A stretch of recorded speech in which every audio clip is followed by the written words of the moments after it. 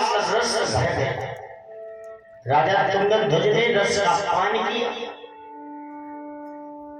अब रस का पान करने के बाद महाराज तुंगध्वज आगे बढ़ करके मन में विचार करने लगे कि बूढ़ी माता जी के खेत में तो बहुत सारे गन्ने लगे, एक गन्ना इसने तोड़ा तो एक गिलास रस भर गया। कल की बेला में जब गन्ने को बेचेगी तो इसके पास तो बहुत सारा धन हो जाएगा। ऐसा करता हूं, आज जब मैं राज्य में जाऊंगा तो डुग्गी पिटवाऊंगा कि जो भी हमारे राज्य में कुछ भी खेतों में बोया जाएगा उसका कर राजा तक पहुंचाना पड़ेगा। ये महाराज तुंगध्वज ने केवल सोचा। नगर भ्रमण किए, सायंकालीन की बेला घर को जा रहे थे। राजा तुंगध्वज ने सोचा लाओ सायंकालीन की बेला घर को जा ही रहे हैं, एक गिलास रस का पान और कर ले। तो तुंगध्वज राजा फिर पहुंचे, माता जी से फिर आग्रह किया, माता जी सुबह की बेला में एक गिलास रस का पान कराएंगे दिया तो साफ रास्ता सुलभ हो गई, शाम हो गई, हमें प्यास नहीं लगी। अगर एक गिलास रस का पान और करने को मिल जाता तो घर पहुंच जाता। माता जी ने कहा बेटा जरूर मिलेगा। अब सुबह की बेला में माता जी ने एक गन्ना तोड़ा तो एक गन्ने में एक गिलास रस भर गया। सायंकालीन की बेला में माता जी ने एक गन्ना तोड़ा, फूलों में पेरा तो एक गिलास रस नहीं भरा। माता जी को दो गन्ने तोड़ने पड़े। राजा तुंगध्वज मन में विचार करने लगा कि सुबह की बेला में एक गन्ने में एक गिलास रस भर गया, अब सायंकालीन की बेला में दो गन्ने तोड़ने पड़े। राजा तुंगध्वज पूछने लगा माता जी सुबह की बेला में एक गन्ने तोड़ने पड़े, एक गन्ना तोड़ने पड़े, गिलास रस भर गया, और सायंकालीन की बेला में हमें दो गन्ने तोड़ने पड़े तब गिलास भरा, इसका क्या कारण? माता जी मुस्कुराई। माता जी मुस्कुराते हुए कहने लगी बेटा जिस समय सुबह की बेला में मैंने गन्ना तोड़ा था उस समय राजा की नीयत अच्छी थी जिसके कारण धरती में रस था।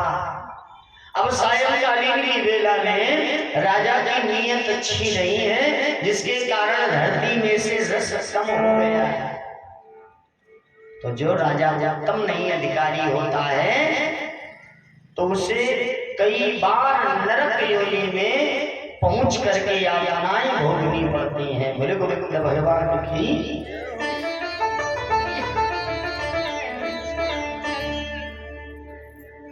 बलिवाल कृष्ण महाराज की। तो नारद जी भ्रमण कर रहे हैं संसार में, सुखी कौन है? इंद्र कहे ब्रह्मा जी सुखी, ब्रह्मा जी कहे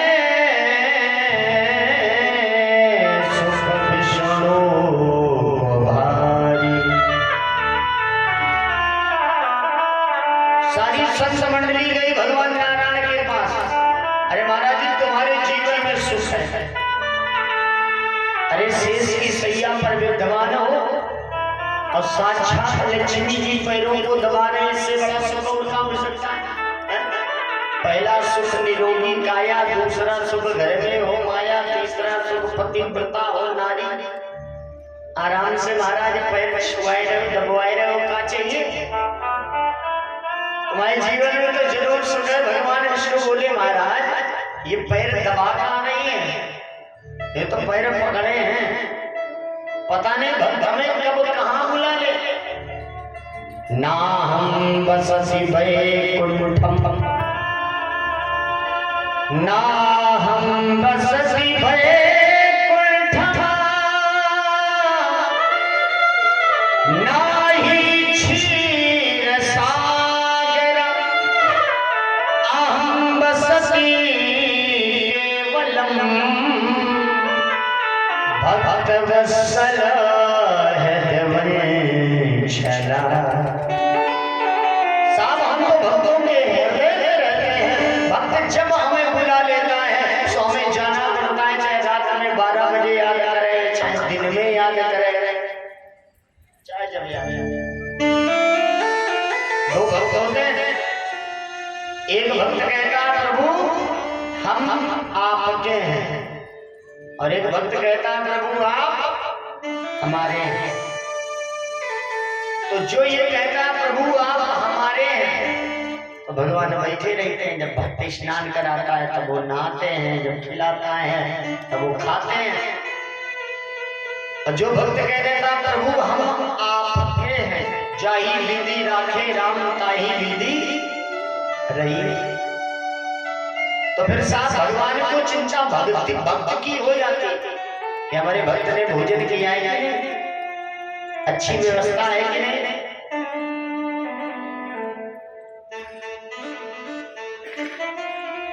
तो साहब नारद जी नगर भ्रमण कर रहे हैं।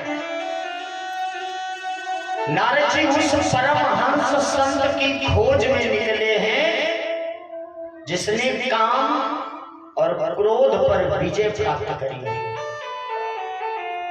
क्योंकि नारद जी जान रहे हैं कि वेद व्यास जी के द्वारा जो 18वां पुराण लिखा गया है श्रीमद् भागवत, साहब भागवत की कथा वही सुन सकता है, वही सुना सकता है जिसने काम और क्रोध पर विजय प्राप्त करी हो।